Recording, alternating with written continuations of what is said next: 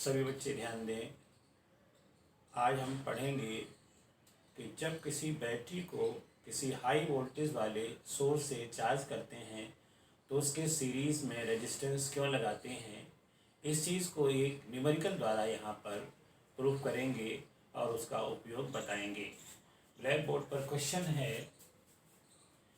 a storage battery of EMF 8 volt and internal resistance 0.5 ohm is being charged by a 120 volt DC supply using a series resistor of 15.5 ohm. What is the terminal voltage of the battery during the charging and what is the purpose of the having a series resistor in the charging circuit? यहाँ पर एक 8 volt की battery है जिसका internal resistance 0.5 ओम है और इसको 120 volt DC से चार्ज किया जाता है। ये वोल्टेज इससे बहुत हाई है, तो यहाँ पर उचित वोल्टता लाने के लिए एक सीरीज रेजिस्टेंस जोड़ दिया जाता है और वो यहाँ पर 15.5 ओम का जोड़ा गया है। अब इसके जोड़ने से हम कैलकुलेट करेंगे कि सर्किट में करंट आई की वैल्यू कितनी हो जाती है और टर्मिनल वोल्टेज कितने होते हैं। पहले हम इसके गिवन डाटा नोट कर लेते हैं। तो यहाँ पर लिखेंगे EMF of the battery. Battery का ईएमएफ कितना है, यह है 8 वोल्ट। इसके बाद इंटरनल रेजिस्टेंस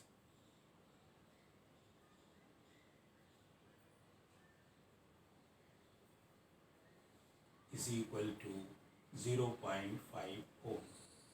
इसके बाद external resistance is equal to 15.5 ohm और इसके बाद एक्सटर्नल वोल्टेज या charging voltage of the charging source is equal to 120 volt DC। अब यहाँ पर करंट निकालने के लिए हम किरचॉफ्स लॉ लगाएंगे। यहाँ पर applying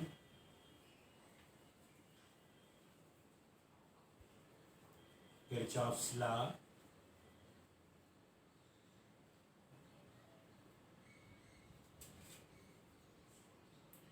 in the closed circuit। ये क्लोज सर्किट है और इधर को धारा चल रही है, इसलिए इसको पहले रेजिस्टेंस इनटू करंट, तो ये हो जाएगा 0.5 आई प्लस ये 15.5 आई इज इक्वल टू, ये एलॉन्ग वोल्टेज है तो 120 माइनस ये अगेंस्ट है तो 8 हो जाएगा। अब इसमें आई कॉमन ले लेते हैं तो ये आ जाएगा 0.5 प्लस 15.5 इज इक्वल टू 112। और जब इसको सॉल्व करेंगे यहाँ पर आई इंटू 16 इज इक्वल टू 112 और I is equal to 112 divided by 16, 16 7 दा, और इस तरह से therefore current I is equal to 7 ampere. इस तरह से करंट निकल आती है।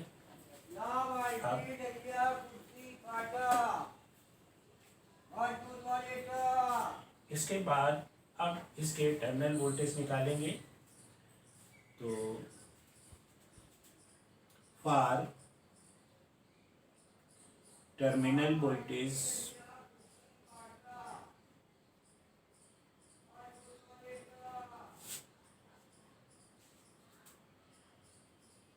V is equal to E plus I into R E is equal to 8 plus I 7, the small r is equal to 0.5 और इस तरह से 8 प्लस 7 5 35 यानी 3.5, और इसको सॉल्व करेंगे तो ये आ जाएगा 11.5 वोल्ट। तो ये टर्मिनल वोल्टेज आ गया। देयरफॉर टर्मिनल वोल्टेज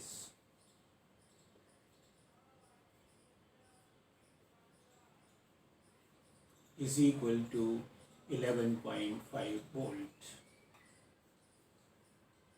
अब क्वेश्चन में ये मालूम हो गया कि करंट 7 एम्पियर होगी और टर्मिनल वोल्टेज 11.5 वोल्ट होगी। अब ये क्वेश्चन उठता है कि what is the use of this series resistance. तो मैं ये बताना चाहता हूँ कि इतने हाई वोल्टेज से अगर इस बैटरी को चार्ज किया जाएगा तो बैटरी हीट हो जाएगी। हीट होने से बैटरी खराब हो सकती है और एनर्जी वेस्टेज भी होता है। इस कंट्रोलिंग रेजिस्टेंस के लगा देने से यहाँ पर आप देख रहे हैं कि इसकी एम्पेरेज भी लो हो गई, यानी एम्पेरेज 7 एम्पियर हो गई, और साथ में यहाँ पर जो ये वोल्टेज हैं वो टर्मिनल वोल्टेज में बदलकर 11.5 वोल्ट हो गए, जो इसके बहुत करीब है। इसलिए जब वोल्टता या टर्मिनल वोल्टेज इसके करीब होता है तो बैटरी अच्छे से चार्ज होती है और लंबे समय तक चलती है।